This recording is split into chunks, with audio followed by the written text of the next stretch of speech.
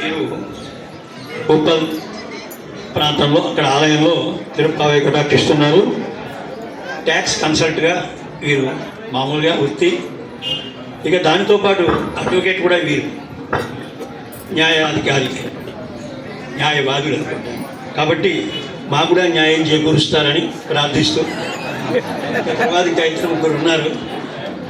పాసురాన్ని 17వ పాసురాన్ని దానిలో మధురమైనటువంటి విధానాన్ని చెప్పే సామర్థ్యం అద్భుతంగా మంచి గురువుల దగ్గర నేర్చుకున్నారు.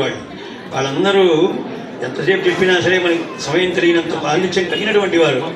ఏదో అలా విని వదిలి పెడుతున్నాం కానీ తప్పనిసరిగా ఏదో ఆపండి అంటున్నాం కానీ చాలా చక్కగా చెప్పే సామర్థ్యం గలవారు. కాబట్టి స్వామి ప్రారంభించవలసిందిగా ప్రార్థన. अस्मद्गुरुभ्यो नमः. श्रीवात्सवरदाचार्य पौत्रं तत्पद संश्रयं तादारितनयं वंदे रघुनाथाह्वयं गुरुं. వేదికను అలంకరించినటువంటి అష్టాక్షరి జీయర్ స్వామి వారికి అనేక దాసోహాలు తెలియజేసుకుంటూ పెద్దలందరికీ కూడా వేదికను అలంకరించిన పెద్దలందరికీ అనేక దాసోహాలు తెలియజేసుకుంటూ ఇక్కడ వీలు చేసినటువంటి ప్రతి ఒక్కరికి పేరు పేరున ధన్యవాదాలు తెలియజేసుకుంటున్నాం. ముందుగా అనుగ్రహించినటువంటి పాశ్రము అంబరమే తన్నీర్కి షోరే అరుంశయం అనేటువంటి పాశ్రం.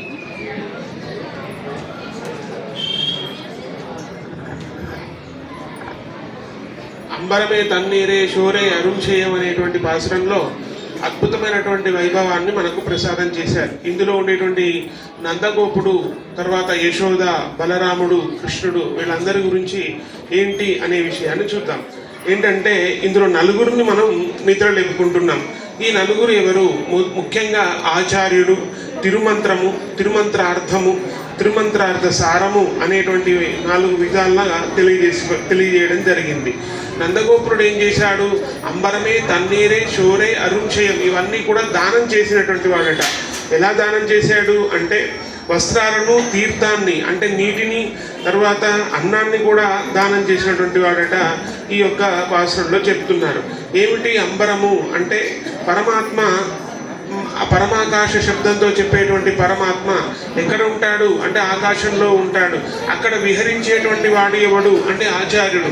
ఆయన ఎలా విహరిస్తాడు అంటే మనకు చెప్తారు, జ్ఞానమనుష్ఠానమివయనన్నాహనైనుడయనానా అని అన్నట్టుగా 2 పక్షికి ఎలా అయితే రెక్కలు ఉంటాయో, ఒకటి జ్ఞానము, ఒకటి అనుష్ఠానము అని ఉంటుందో, తద్వారా అందులో విహరించి ఆ యొక్క వైభవాన్ని అంతా కూడా మనకు అంటే మనం ఎవరైతే శిష్యులుగా ఉంటారో వీళ్ళందరికీ అనుగ్రహించేటువంటి వాడు ఆ యొక్క స్వామి అయినటువంటి ఆచార్యుడు.